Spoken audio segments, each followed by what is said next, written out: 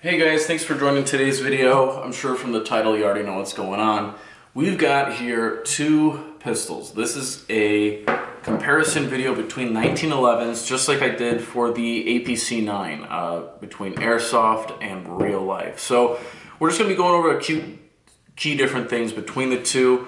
But luckily this time when we're comparing an airsoft versus a real gun, they're both recoil-based weapons. So they both are auto-loading, and this uses pressurized gas and actually cycles the slide just like a real firearm would. So to get started, we're actually going to take a look at the airsoft gun first. The airsoft gun is a very, very close replica of a real 1911. So this is made by SOCOM Gear, which is a subsidiary of WeTech. If you guys know what that is, this is a commemorative edition 1911 for Medal of Honor Warfighter, which is a video game made by EA, which came out to critical reviews. I thought it was really good. There was a lot of controversy around that game, considering all the different special forces units that were in contact with the developers, and they got reprimanded and stuff. So there's a lot of different stuff that happened with that video game,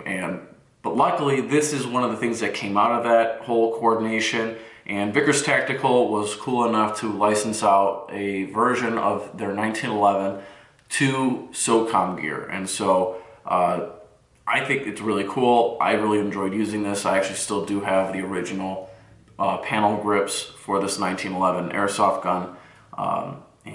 But it's totally worn. As you can see, I've had this for years, and I still use it as my primary, or not my primary, I still use it as my secondary, but it's the only thing I use as my secondary right now. I'm actually thinking about upgrading to a SIG M17 by Proforce. So, all right, let's actually get into it. Enough history. Just like the real one, you press the magazine release, you get your magazine, okay? So this still has BBs in it. There's no BB in the chamber, I've checked. This holds, I think, 15 rounds of ammo, and that's like double the capacity of a real 1911. So that's like all the similarities gone, besides the fact that it's not a real firearm. So magazine, single stack, which does actually line up with a real thing.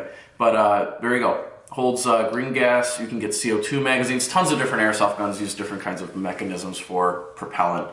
So you can get propane or CO2 or green gas. And so moving on, we've got that. We've actually got a functional grip safety. So the grip safety actually does prevent you from pulling the trigger. So I'm going to push the trigger right now. Right, nothing. Push that. We actually get to pull the trigger all the way. You can half cock the hammer. So we're going to pull the hammer back. We'll push the safety and then the trigger. You can actually fire. And then you do have a functional ambidextrous thumb safety on both sides. So right here you'll see you can also do it on the other side. That's kind of cool. So you can actually decock the gun too, just like a real just like a real 1911. You have to push the grip safety, hold the hammer, push the trigger, and slowly let it come up. You can half cock it, or you can bring it down all the way if you really choose to. So a second, for some reason it's just locking up. It's just an old airsoft thing. There we go. Okay, we brought it all the way back down. Slide. So the slide functions just like the real 1911. You have your slide stop, which will lock the slide back. You push the slide stop down, and it will close the 1911. The disassembly on this thing is identical to a real 1911. So YouTube does not allow disassembly videos of real firearms, so I won't be representing the real 1911 disassembly, but I will show you really quick here on the airsoft version how you disassemble it. So you have to bring it, there's a second notch right here right next to the slide stop on the slide, right where the slide stop will engage. You have to bring that to where the slide stop is, push through on the other side, pull out the slide release, or slide stop, slide release, whatever I like to call it. Put the frame off to the side, or grip, whatever you call it. You have your recoil spring and guide rod. So yeah, you pull the bushing out, and that's not the bushing, that's a guide rod containment little thing. And you rotate the bushing, pull that out, and now you can pull the barrel out. I guess we'll pull it right out the front, that's fine. There you go, you can pull it right out the front. Now the difference here is stays in the barrel, really. You've got the inner barrel and the hop-up mechanism, and then you've got the outer barrel. So the outer barrel is actually threaded. You can put a thread adapter and then put a suppressor on it. And airsoft guns don't use Nielsen devices, so it's kind of pointless for an airsoft gun.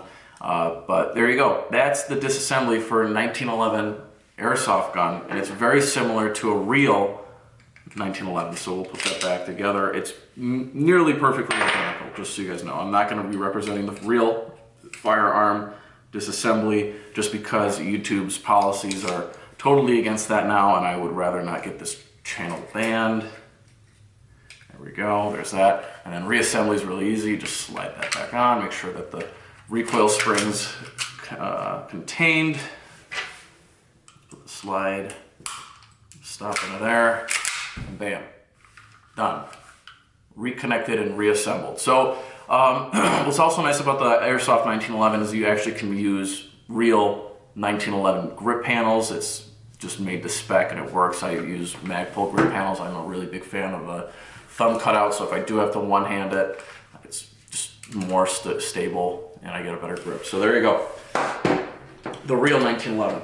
So typically you'll get 7 to 8 rounds in one magazine. So like I said, it's a little bit, this is half the capacity of the Airsoft magazine, okay?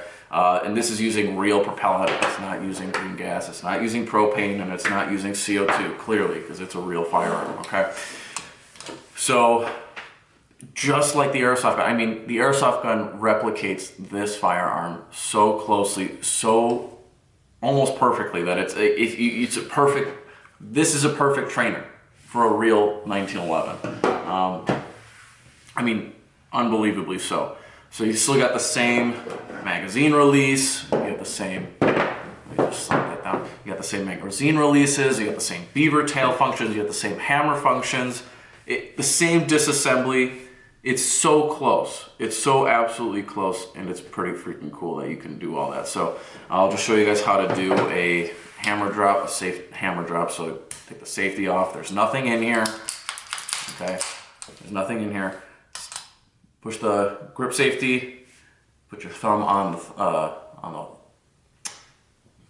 the hammer. Depress the trigger, and then you can lower it. So that was a little fast. So we'll do that again. There you go. You get the half cock, bring it all the way back, and then you can just let it go all the way if you really wanted to.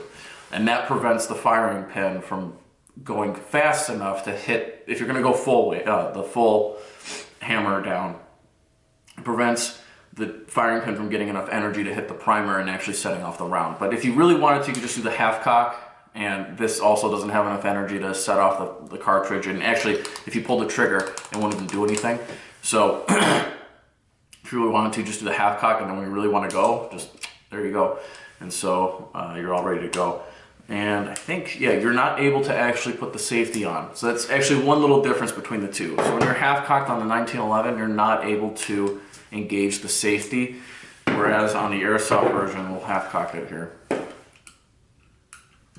So I half cocked it on the Airsoft version, and I can still engage the safety. Now, honestly, that could just be a symptom of this Airsoft gun just being old and worn out, and this part just being able to go into the safe position.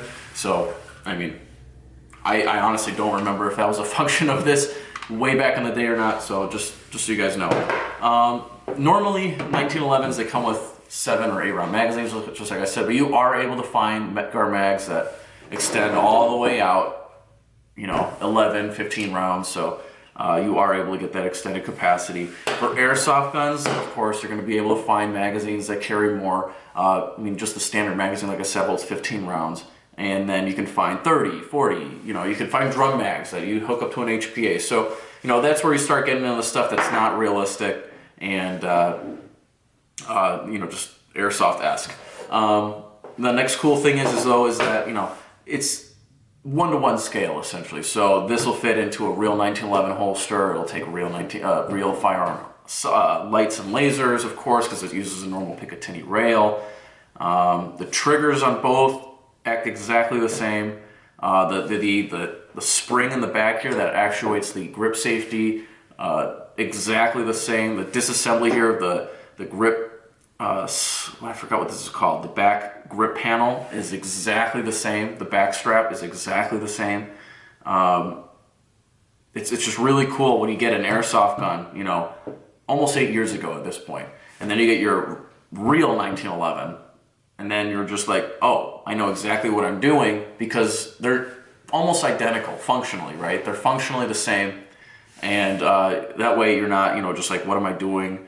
And you're literally, it's ready to go. You know, you go straight from this to this and you're ready to go, which is really kind of cool.